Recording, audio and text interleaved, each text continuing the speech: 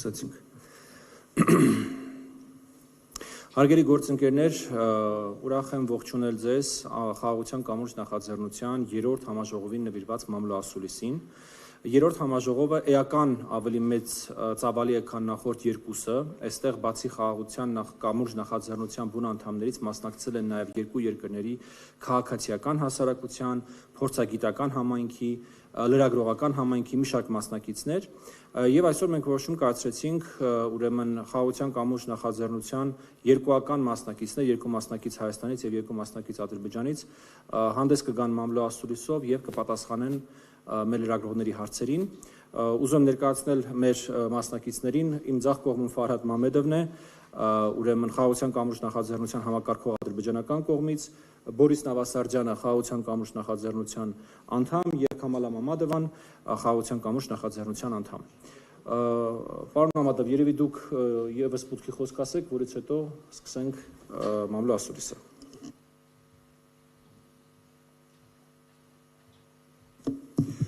Спасибо большое. Во-первых, хотел бы поблагодарить армянскую сторону, правительство за высокий уровень организации этого мероприятия, наших коллег, которые занимались всеми этими организационными и содержательными темами, людей, обеспечивающих нашу безопасность особенно. Эта встреча прошла, значит, в рамках инициативы «Мост мира». Это уже третья очная встреча. Отличительной чертой этой встречи было то, что мы пересекли в этот раз границу пешим.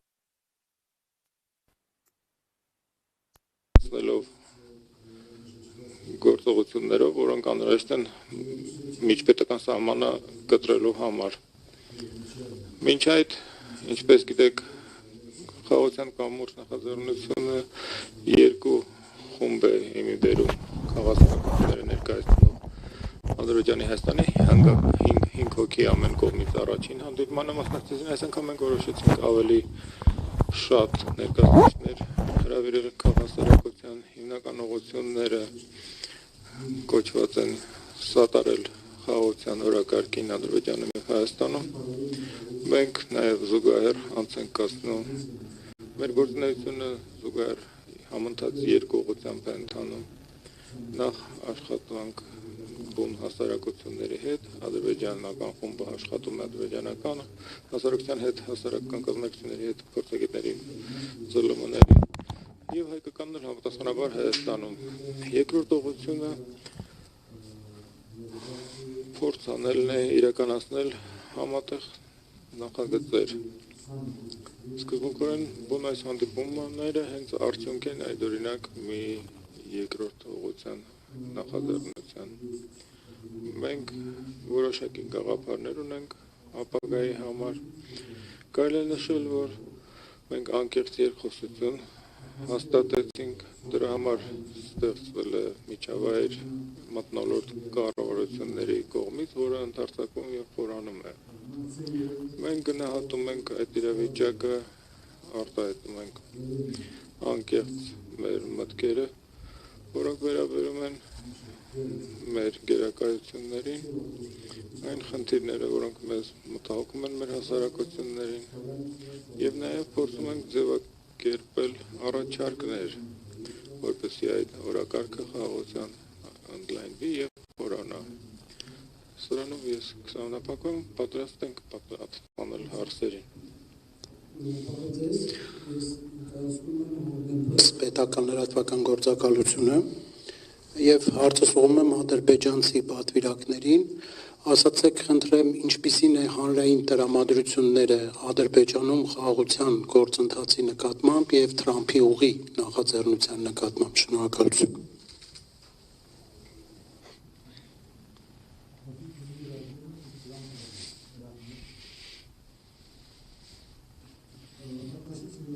Ինչ վերաբերում է խաղաղության օրակարգին, այն ֆիքսված է անցյալ տարվա հանդիպման արդյունքում Աբու Դաբիում եւ նաեւ Վաշինգտոնի գագաթնաժողովում։ Սա իհարկե առիթ դարձավ բուրըն քննարկումների, բայց բոլորի համար պարզ է, որ պատերազմից հետո պետք է խաղաղություն գա։ Մենք բավական վաղուց էինք գնում ընթանում դեպի այդ ուղին։ Դրա հետ համատեղ Ադրբեջանի կառավարությունը արդեն մի քանի տարի խոսում է խաղաղության համաձայնագրի օրակարգի մասին։ Սա մաս է կազմում Ադրբեջանի Հանրապետության կառավարության օրակարգի խաղաղության պարամետրերն են կարևորը, ինչպիսի տեսքի այն ունենալու։ Սա շատ կարևոր տարրեր են, որտեղ մենք եւ թերահավատության ենք բախվում հասարակական կարծիքում։ Պարամետրերը հայտնի չեն։ Չի լինի այնպես, ինչպես սովետի ժամանակ էր, նորովի է լինելու։ Եվ հիմա երբ արդեն տնտեսական փոխներգործությունն է իրականացվում երկրների միջև, երբ երկխոսություն կա բարձր մակարդակով կառավարությունների առաջնորդների միջև երկրների, երբ փոխվում է աշխարհաքաղաքական կոնյունկտուրան, ոչ դեպի լավը, բայց երբ հասարակությունը տեսնում է, որ նոր պատերազմներ են ծագում, նոր սպառնալիքներ են առաջանում, իսկ Ադրբեջանի Հայաստանի միջև ամրանում է խաղաղությունը, սա նպաստավոր պայմաններ է ստեղծում նրա համար, որ հասարակությունը ընդունի դա այս խաղաղության օրակարգը։ Ինչ վերաբերում է TRIP նախագծին, Նախիջևանի ինքնավարության հետ կապը Ադրբեջանի համար խիստ կարևոր է։ Այս իմաստով Ադրբեջանի կառավարությունը ծավալուն ենթակառուցվածքային աշխատանքներ է իրականացրել։ Այս տարվա կեսին կավարտվի երկաթուղու շինարարությունը մինչև Հայաստանի սահմանը եւ կարևոր է, որ այն շարունակվի Հայաստանի Հանրապետության տարածությամբ։ Այսօր վիճակով համաձայնություններ կան այս նախագծի վերաբերյալ։ Մի քանի խնդիրներ են սրանով լուծվում։ Առաջին խնդիրը ով է Նախիջևանի ինքնավարության հետ Ադրբեջանի տարածքից կապը, մյուսը իհարկե միջազգային բեռնափոխադրումներ են, որոնք կստեղծեն հիմք տնտեսական բարգավաճման համար, աշխատատեղերի ստեղծման համար եւ կձևակերպեն հիմք ֆոնդամենտ անվտանգության համակարգի։ Ընդհանուր առմամբ TRIP ծրագրի իրականացման հանդեպ դրական է վերաբերմունք։ Ինչքան ավելի շատ ինֆորմացիա, ինչքան ավելի շատ որոշումներ ընդունվեն, այնքան ավելի շատ հասարակությունը կըմբռնի այդ նախագիծը եւ կզգա դրա տված առավելությունները իր կյանքում։ Առաջարկվում էր երկու մասնակիցները, Տիկին Մամադովան եւ պարոն Նավասարդյան, նույնպես մուտքի խոսք ասեն եւ իրենց կարծիք հայտնեն։ Պարոն Նավասարդյան, սկսենք ձեզանից, հետո խոսքը կփոխանցենք ձեզ։ Այս մամուլի ասուլիսից եւ ձեր հարցերից եւ մեր պատասխաններից ինձ թվում է այն ինչ տեղի ունեցել արդեն նորություն է եւ նշվեց, որ մեր գործընկերները ադրբեջանցի անցել են սահմանը եւ դա ես կարծում եմ իրենց կողմից բավական համարձակ քայլ էր լինել առաջինները, ով այս տասնյակ տարիների ընթացքում անցել են սահմանը եւ անցել են սահմանի այն մասը, որը սահմանազատված է եւ դա շատ կարեւոր նախադեպ է եւ երկրորդը, որը էլի առանց մեր խոսքի դուք տեսնում եք, որ ընդարձակվում է, ինչպես եւ մենք խոստացել էինք ամենասկզբում, ընդարձակվել է մասնակցայնությունը։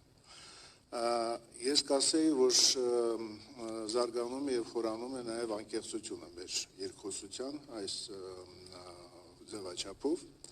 եւ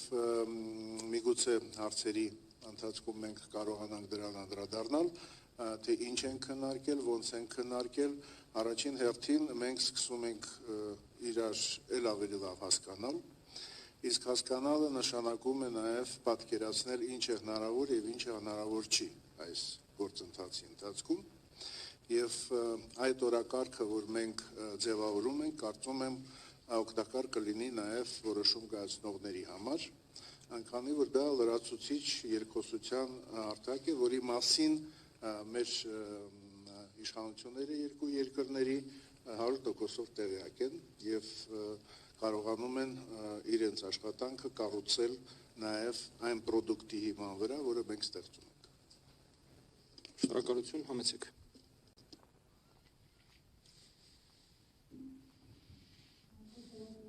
ինչպես արդեն նշվեց իմ գործընկերների կողմից, մենք պատմական փուլ ենք ոտնակոխել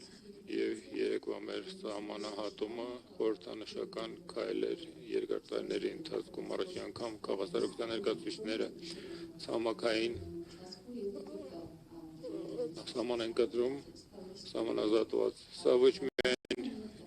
իրական քայլ է, նաև հոգեբանական մի քայլ է մեզ հասկացությունների համար խաղաղության կառուցելը երկար բարակ պրոցես է, սա չի լուծվում 1-2-3 հանդիպումների միջոցով։ Մենք շատ ուրախ ենք, որ մենք այժմ սկզբում 5 գումարած 5, հիմա 20 գումարած 5 ձևաչափով,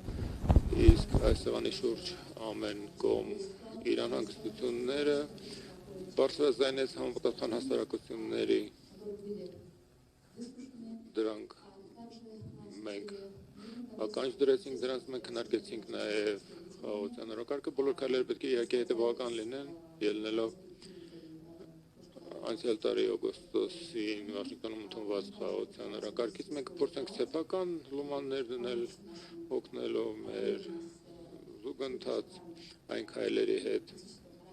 քաղաքական բնույթի, մենք մեր համապատասխան հասարակություններում կփորձենք նույնպես համապատասխան որոշակի աշխատանք կատարել, հույս ունենալով, որ կստացվի հասնել որոշակի դրական առաջընթացի հետողության։ Շնորհակալություն։ Այցի ընթացքում, ինչպես եւ նախորդ այցերի ընթացքում տեղի ունեցավ հանդիպումներ պաշտոնատար անձանց հետ, այս այցի ընթացքում տեղի ունեցավ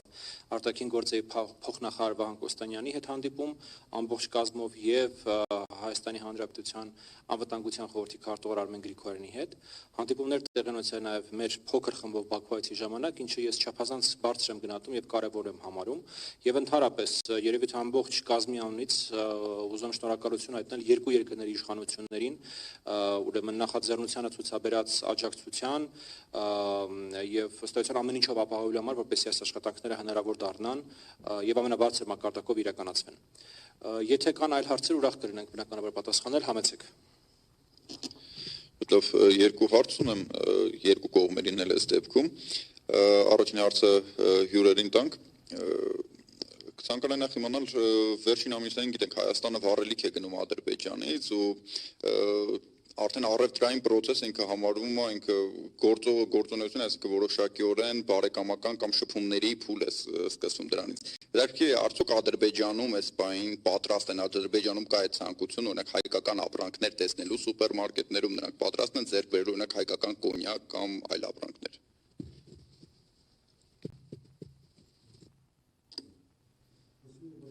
Շնորհակալություն։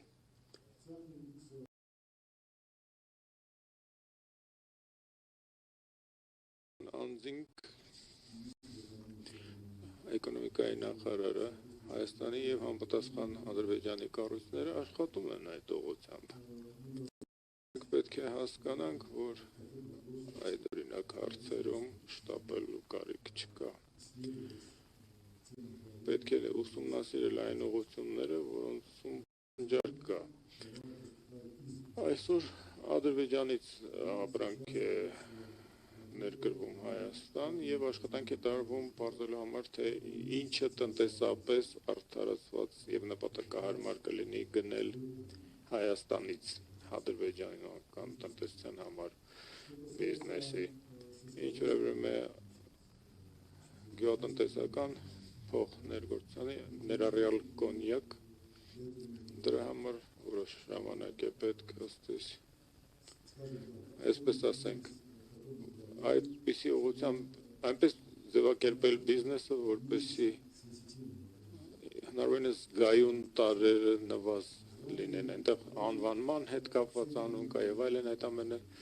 պետք է ժամանակ քաշի։ Ինչ որևէ բիզնես կոնտակտներին դրանց շուրջ աշխատանք է տարվում եւ պաշտոնական անձինք այստեղ դա հաստատեցին։ Դրա համար մեծ ծավալի աշխատանք է տարվում եւ ես կարծում եմ, որ վիճակագրական տվյալներ այս տարվա ավարտին ցույց կտան բավական պատկառելի ապրանքաշրջանառության։ Ձեզ է ուղղված, սա արդեն երրորդ հանդիպումներ, ինչպես նշեցիք, եթե կանք առաջինից մինչև երրորդ խոսակցության բովանդակության մեջ ընդհանուր առմամբ ինչ է փոխվել։ Շնորհակալ եմ ձեր հարցի համար, այո, սա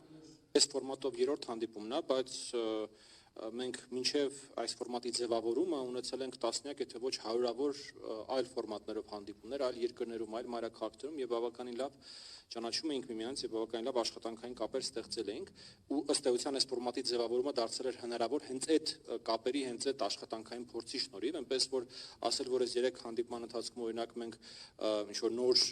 բաներ ենք բացահայտել կամ նոր շփման ձևեր ենք ստացել, չէ, դա չկա, բայց կա այլ բան, նա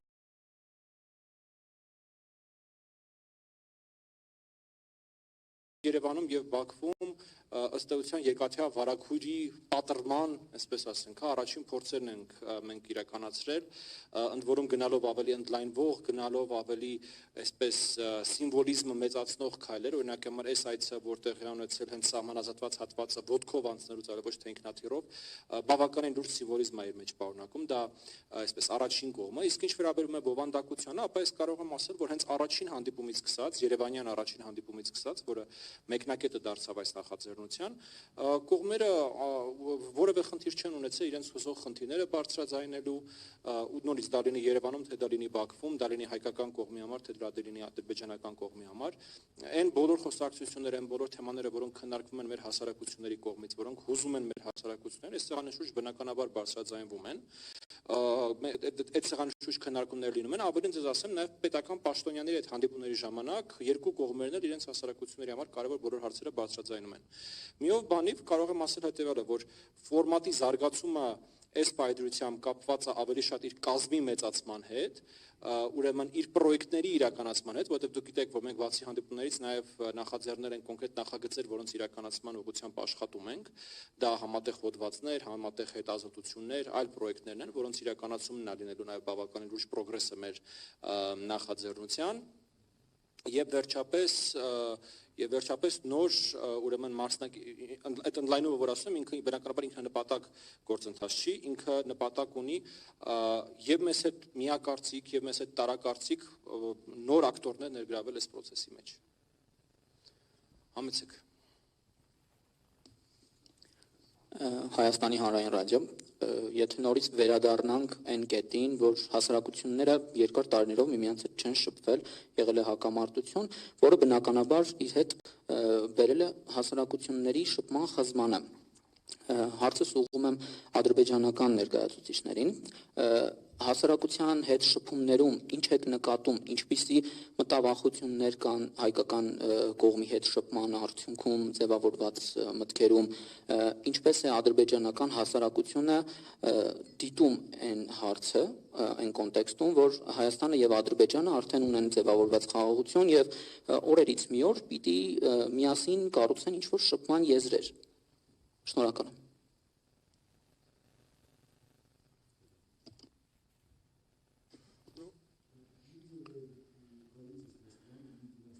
Կառավարություններն ու առաջնորդները օրինակ են ծառայում երկրների, որ այդպիսի փոխներգործություն հնարավոր է։ Դրա հետ մեկտեղ քաղաքական երկխոսություն է տեղի ունենում։ Երկու հասարակություններն էլ արդեն ըմբռնում են ձևավորել այն, որ խաղաղության օրակարգը հաստատված է։ Տնտեսական փոխներգործությունը երկրորդ շերտն է ապահովում, որը թույլ է տալիս ավելացնել բովանդակային մասը, կառուցողական դրական լուրեր ապահովելով մեր ինֆորմացիոն դաշտում։ Սա թույլ է տալիս մեզ քաղաքացիական ներկայացուցիչներին խոսել խաղաղության մասին եւ խաղաղորակարգի մասին հիմնավոր կերպով։ Մենք ծանոթ ենք հակամարտությունների կարգավորման տեսությանը։ Բազմաթիվ մեխանիզմներ եւ գործիքակազմ կա, բայց կարևորը հետևականությունն է, այսինքն հասարակությունները պետք է հարմարվեն այս նոր իրականությանը։ Եվ Ադրբեջանում եւ Հայաստանում հասարակության մեջ բազմաթիվ հարցեր են գոյացել, անվստահություն կա իրար հանդեպ, բայց եթե առաջնորդները հասել են այն կետին, երբ արդեն իրար վստահում են, երբ տնտեսական ասպարեզում վստահություն կա եւ կա վստահություն այն ներկայացուցիչների միջև հասարակական, որոնք հարում են այս խաղաղության օրակարգին, դա գնալով կտարածվի եւ մենք ավելի շատ հարցեր կունենանք այն պատասխաններ կունենանք այն հարցերին, որոնք մտահոգում են հասարակությունները։ Բոլոր հարցերը միջին եւ անգամ կարճաժամկետի միջին հնարավոր չի արկել լուծել, բայց մենք հիմա պետք է առավելագույնս օգտվենք այս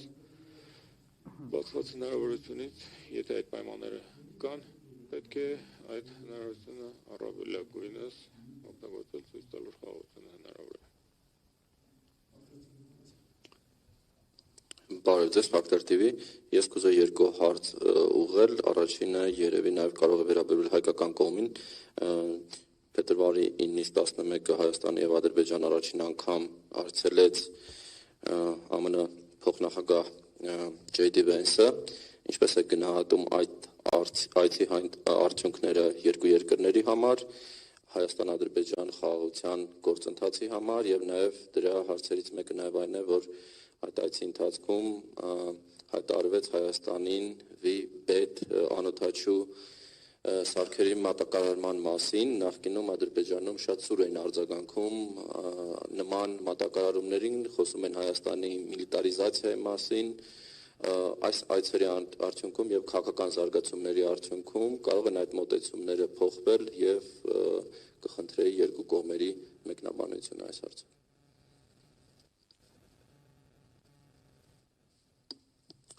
В логике конфликта հակամարտության տրամաբանությունը այդպիսի եզրեր կային դրանում, որ ամեն շփում կամ նվաճում երրորդ երկրների հետ դիտվում էր որպես սպառնալիք հակամարտության կողմերից մեկի համար, այնինչ լավ էր Ադրբեջանի համար, ավտոմատ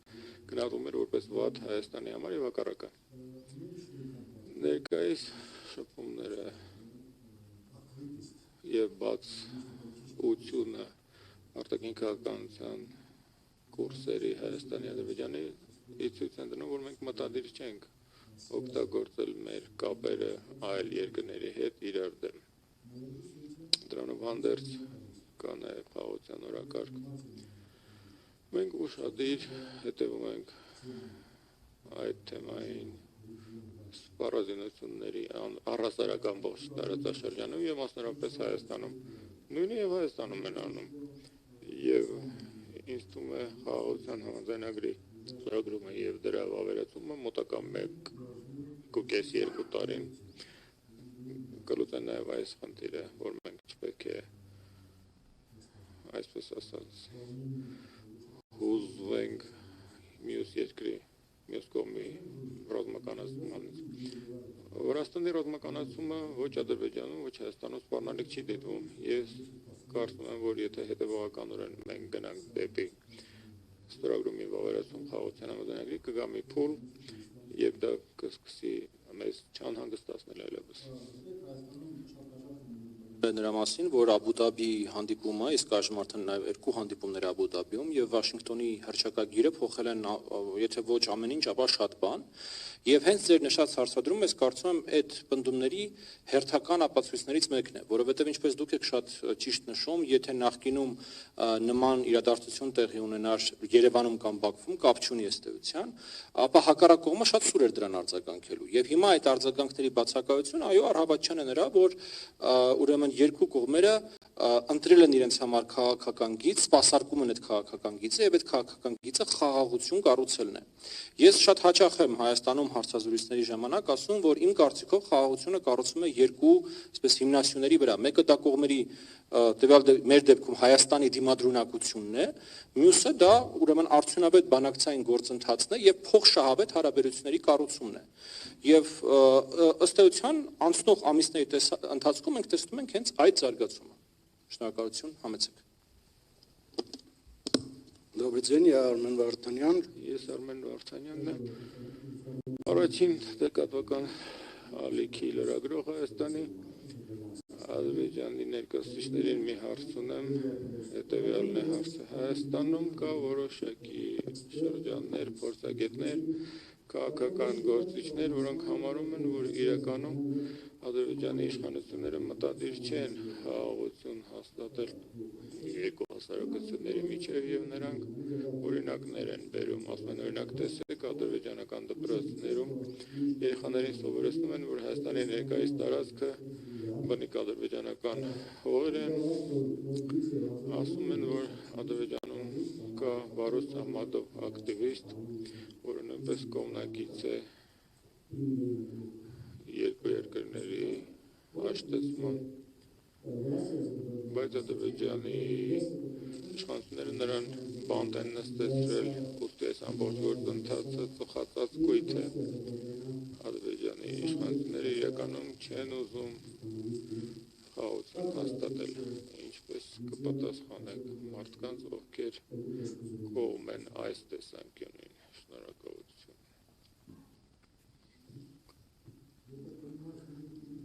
Ինչքան հասկացա, մենք նրանց հետ համոզել չենք կարողանա, չնայած խաղաղության համաձայնագիրը ադրբեջանական կողմի առաջարկն է, հիմնական 5 սկզբունքները դեռ 22 թվականին էին առաջարկվել, որտեղ ամրագրվում էր սկզբունք տարածքային ամբողջականության, ամրագրվում էր ուժ չգործածելու սկզբունքը, սա հիմնական երաշխիքներն են անվտանգության։ Դրանով հանդերձ Ադրբեջանի նախագահը Աբու Դաբի հանդիպումից հետո խաղաղության օրակարգը, այսինքն Հայաստանի հետ խաղաղությունը դարձրել է իր ներքին քաղաքական ծրագրի եւ գործունեության մաս։ Դրա մասին խոսվում է հետևականորեն եւ ուղիղ եւ ձեռնարկվում են կոնկրետ քայլեր այդ ուղղությամբ։ Ադրբեջանը չի փորձում ինչ-որ բան ապացուցել ինչ-որ մեկին, նա գործողություններ է ձեռնարկում եւ այն շփումները, որոնք այժմ կան քաղաքական մակարդակով, տնտեսական մակարդակով, երրորդ երկրների մակարդակով, որոնք իրենց հարաբերությունները փչացնում են կամ Ադրբեջանի կամ Հայաստանի հետ, իսկ այժմ դրանք նորմալացնում են այս երկրների դրդումով, օրինակ Հայաստանը Պակիստանի հետ հարաբերություններ չուներ, Սաուդյան Արաբիան Հայաստանում դիվանագիտական ներկայացություն չուներ, սա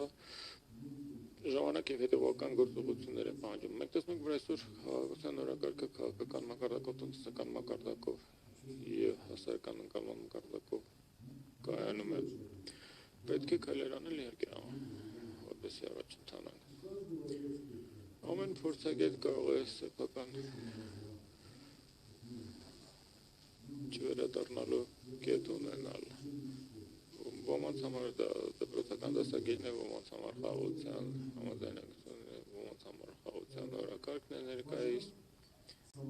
Կարող է բուն նպատակը գործընթացի հետապնդած։ Նպատակը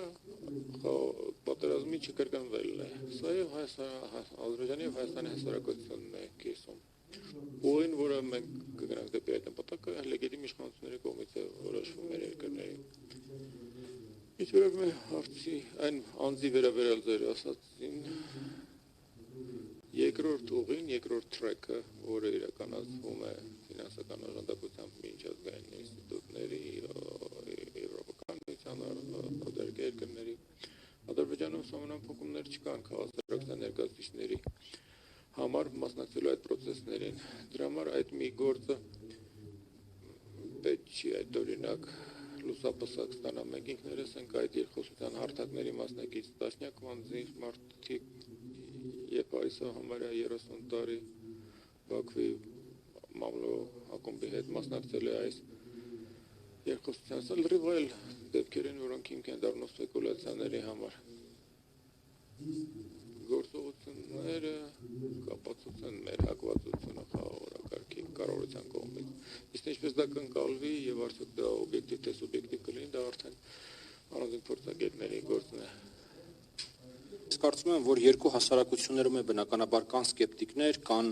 մարդիկ, ովքեր թերահավատորեն են վերաբերվում խաղաղության գործընթացին, վստահաբար կան մարդիկ, ում համար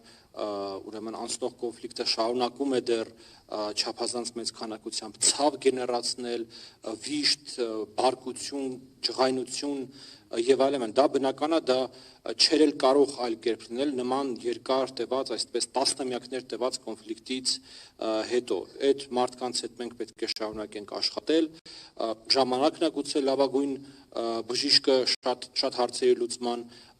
եւ մենք օրինակ հաճախ գործընկերներով քննարկում ենք մի հատ հետեւյալ միտք, որ հայ-ադրբեջանական հարաբերություններում օրինակի համար կա X քանակությամբ նեգատիվ, որ կուտակվել է տասնամյակների ընթացքում, հա, դեպքեր, իրադարձություններ, մարդիկ եւ այլն, կա այդ, այսպես ասած, բեռը կա։ Մեր դերը ոչ թե փորձել մոռացության մատնել այդ իրադարձությունները, ոչ թե խաչ քաշել այդ իրադարձությունների վրա, ոչ թե մարդկանց համոզել, որ այդ եղած վատը իրականում լավ է, բացարձակապես դա չի նպատակը, որը մենք մեր առջև տեսնում ենք։ Մեր նպատակն է այդ ամեն ինչին զուգահեռ փորձել ստեղծել դրական օրակարգեր, փորձել ստեղծել դրական պատմություններ, փորձել ստեղծել հաջողված խաղաղության, այսպես ուրեմն նախաձեռնություններ, կլինի դա մեր հենց այն բուն նախաձեռնությունը, որը այսօր առիթն է քննարկման, կլինի դա ուղիղ բիզնես որոշակի կապերը, կլինի դա տնտեսական կապերը, կլինի դա էներգետիկ կապերը եւ այլն, այսինքն նորից ես ուզում եմ սա ես կարծում եմ շատ կարեւոր շեշտ է, որը շատ հաճախ է մանիպուլացվում եւ շահարկվում, ոչ մեկ չի խոսում մոռանալու մասին, ոչ մեկ չի խոսում չգիտեմ, պատմության վրա խաչ քաշելու եւ այլն մասին, խոսքը գնում է ինչպիսի ապագա ենք մենք տեսնում երկու հասարակությունների եւ երկու երկրների համար, եւ այդ ապագայում դրականին տեղ կա թե չէ, սրա մասին է խոսքը։ Եվ մի էլեմենտ էլ ուրեմն ցավալիորեն Հայաստանում նաեւ կարգավորման թեմատիկան բավականին քաղաքականացված է, ինչը նույնպես ըստ էության տրամաբանական է, որտեղ Հայաստան արդեն իսկ գտնվում է նախընտրական,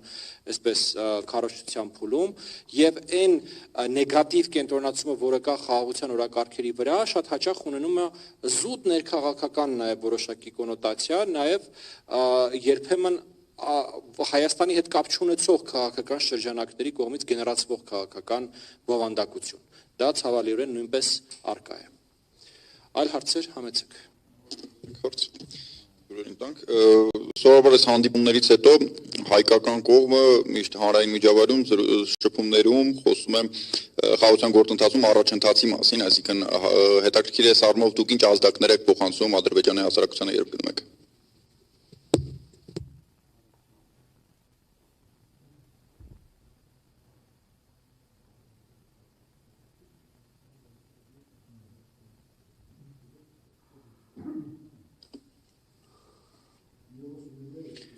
Հավաստիացնում եմ ձեզ, որ երկու շաբթվանից սկսած տասնյակ հարցազրույցներ, ելույթներ հեռուստատեսությամբ կլինեն մեզ մոտ, եթե նախկինում 5 հոգի էր մասնակցում, հիմա 20 հոգի է մասնակցում, այսինքն բեռնվածությունը ամեն մեկի ավելի քիչ կլինի, բայց հետաքրքրությունը շատ մեծ է, մանավանդ այն թեմաների շուրջ, որոնք մենք քննարկում ենք, այն թեմաները, որոնք կարևոր գերակա են ադրբեջանական հասարակության համար։ Խաղաղության պարամետրերն են հետաքրքիր բոլորին, ինչում կկայանա Հայաստան-Ադրբեջանի միջև խաղաղությունը, ինչ տեսք կունենա, դա է կարևոր։ Եվ ես համաձայն եմ այլ հետ, որ մենք չենք կարող փոխել անցյալը, ոչ էլ մտադիր ենք դա անել։ Մենք հնարավորություն ունենք ներկայիս փուլը օգտագործել ապագան կերտելու, փոխելու համար, եւ այս իմաստով կա համաձայնեցված դիրքորոշում, որ դա հնարավոր է անել։ Ինչ վերաբերում է հասարակությանը, այո, առավելագույն հարցեր են քննարկվել եւ փակ քննարկումներում եւ ԶԼՄ հետ կապերում մենք փորձում ենք, որ ուղերձը խաղաղության մասին տեղ հասցվի լիաթոք կերպով։ Զրույցների ֆորմատից երկու կողմերն էլ ըստ էության իրենց վրա որոշակի տնային աշխատանք անելու եւ երկու կողմերն էլ ունենում են փակ հանդիպումներ իրենց քաղաքացիական հասարակության, փորձագետների եւ բազմաթիվ այլ խմբերի հետ եւ գործընթացը ոչ միայն այս հանդիպումների տեսքով է տեղի ունենում, այլ նաեւ բավականին լուրջ տնային աշխատանքի եւ ներսում աշխատանքի միջոցով է տեղի ունենում։ Եկեք երկու հարցեր եւ վերջ համեցեք։ Ես հարցս երևի ուղղեմ պարոն Նավասարդյանին, նշվեց ձեր 30 տարվա փորձը, հետաքրքիր է, եթե համատենք այս գործընթացը, որ արդեն երկու հանդիպում եղան, ընդ որում արդեն առաջինը Հայաստանում ընդլայնված կազմով, որն է այս ձևաչափի զարգացումի տարբերությունը նախկին հայ-ադրբեջանական նմանատիպ գործընթացների, ինչ առավելություններ դուք կնշեք ու նաև ինչ խնդիրներ, որ եղել են կամ չեն եղել նախկինում։ Շնորհակալություն։ Նախորդ տարիների փորձը ցույց է տալիս, որ մի քանի ձևաչափով էր գնում երկխոսությունը եւ այսպես կոչված տրակ 1.5-ը այնպիսին էր, որ դրա վերաբերյալ հասարակությունը սովորաբար տեղեկություն չուներ։ Այն ինչ որ մենք ենք անում, դա էլ է հիմնականում տրակ 1.5, այսինքն մի կողմից ներգրաված են անկախ քաղաքացիական հասարակության ներկայացուցիչներ, մեդիայի ոլորտի ներկայացուցիչներ, փորձագիտական համայնքի ներկայացուցիչներ, սակայն այն ինչ իրենք անում են, տեղավորվում է նաև պաշտոնական օրակարգի մեջ երկխոսության, այսինքն ներգրաված մարդիկ վստահում են այն օրակարգին, որ ընտրվել է երկու պետությունների միջև եւ փորձում են իրենց ներդրումը ունենալ այս ամեն ինչում եւ միգուցե լրացնել նաեւ այդ օրակարգը կոնկրետ ուղղություններով։ Կար նաև այսպես կոչված track 2, այսինքն որտեղ պետությունները որևէ կերպ չէին մասնակցում, դա քաղաքացիական հասարակության հենց նախաձեռնության պետ կամ լրագրողների, այստեղ մենք ունենք տարբեր դրսևորումներ եւ թափանցիկ գործընթացներ կային եւ այսպես ավելի զգուշավոր, այսինքն մարդիկ չէին կիսվում իրենց հասարակությունների հետ ինչով են զբաղվում, բայց ամեն դեպքում փորձում էին նպաստել երկու երկրների միջև հակամարտության հաղթահարմանը։ Այս ինչ մենք տեսնում ենք այսօր, դա 1.5 է, որը միևնույն ժամանակ թափանցիկ է, որը բաց է հասարակության համար եւ ձգտում է օգտագործել նաեւ track 2-ի հնարավորությունները, այսինքն ներգրավում են նաեւ այնպիսի կազմակերպություններ, որոնք որևէ կապ եւ համագործակցություն չունեն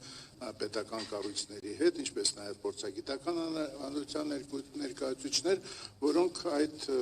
կամ փորձը կամ ընդհանրապես ցանկությունը չեն ունեցել պետությունների հետ աշխատելու, իսկ այս գործընթացը իրենց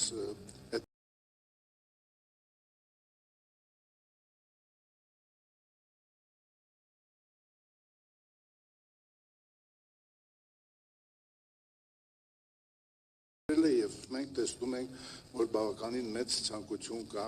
մասնակցել այդ ընդարձակված ձևաչափում եւ դա ինչ որտեղ հույս է տալիս, որ մենք ընդարձակելով ձևաչափը 5-ից 20 եւ հետագայում միգուցե ելի գործընկերներ կներգրավեն, կամաց կհասնենք նրան, որ միգուցե իրենց պատվիրակների միջոցով երկու հասարակությունները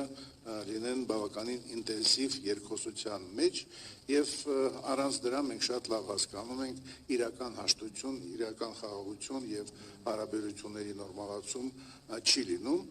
եւ խոսքը այստեղ ոչ միայն քաղաքացիական հասարակության ներկայացուցիչների մասին, այլ նաեւ բիզնեսի ներկայացուցիչների ներգրավման մասին, որտեղ այստեղ խոսվեց նրա մասին, իսկ ինչ կարող է հետաքրել ադրբեջանցի սպառողին Հայաստանից ունենալ։ Ես կարծում եմ լավագույնս դա ոչ թե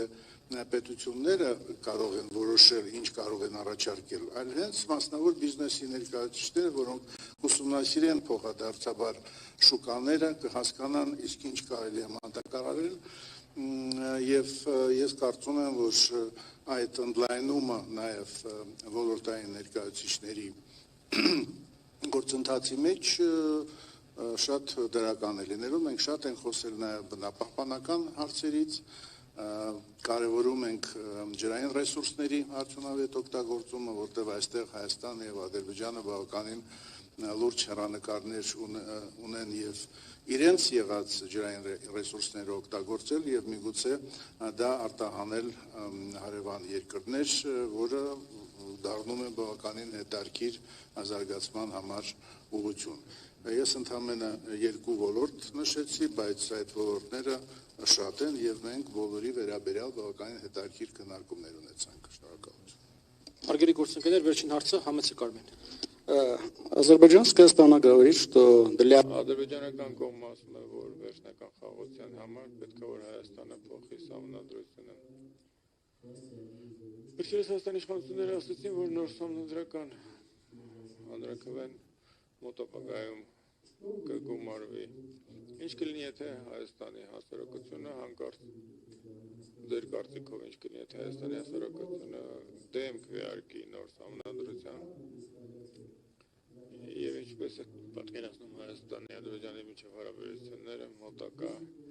10-20 տարիների կտրվածքով։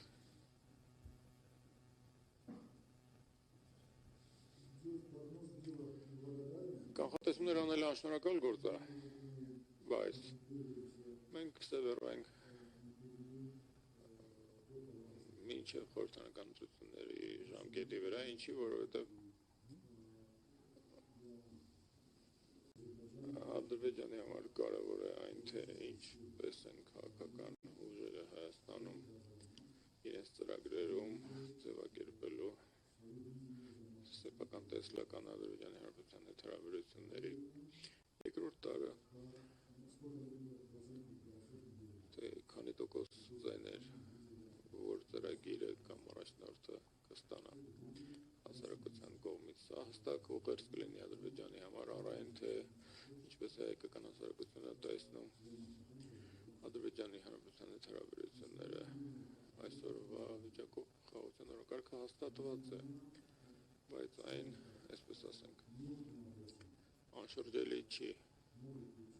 կարող են լինել քաղաքական ուժեր որոնք կդադարեցնեն կասեցնեն այդ process-ը այլ կերպ են դրանք տեսնում հիմա առավելագույնն է արվում որպեսզի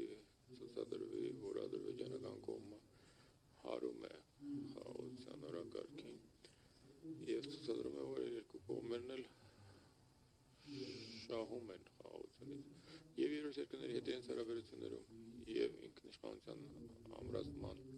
տեսանկյունից եւ տարածաշրջանային օրակարգում աշխարհում ավելանում է ռազմական օջախների քանակը մինչդեռ Հայաստանի եւ Ադրբեջանի միջեւ այժմ խաղաղության գործընթաց է ձևավորվում ինչ վերաբերում է նոր համանդրության հարցին Հայաստանի Հանրապետության սա ներքին քաղաքական գործընթաց է ներքին հարց է շատ բան փոխված կլինի դրանից թե ինչ տեղի կունենա խորհրդանշություններից հետո Ադրբեջանում հետևում են այդ զարգացումներին համար դա շատ կարևոր է թե այդ գործընթացը տարիներով ձգձգվի ապա խաղաղության օրակարգը կձևափոխվի դեպի լավ թե դեպի վատ արդեն ուրիշ խնդիր է հարկ կլինի նոր մեխանիզմների մասին սկսել մշակումները եթե խախտում են խաղաղության օրակարգը սատարող ուժերը եւ հանրաքվեն չի ստացվում լրացուցիչ մեխանիզմների կարիք կառաջանա բայց այս իմաստով կրկին կարևոր է այն միջավայրը մթնոլորտը եւ հասարակության մեջ եւ հստակ ուղերձներն են կարևոր որոնք կամ արտահայտության միջոցով են ձևակերպում սա ամենակարևոր մոտապագայի տարրերը կլինեն խաղաղության օրակարգի Ընկերներ, շնորհակալ եմ հարցերին պատասխանելու պատրաստակամության համար մեր ադրբեջանցի գործընկերներին, պարոն Նավասարդյան ձեզ։ Մենք բնականաբար կշարունակենք հաշվետու լինել այս գործընթացի հետ կապված, թե մամլոասուլիսների, թե հարցազրույցների տեսքով։ Լավ եղեք, կհանդիպենք։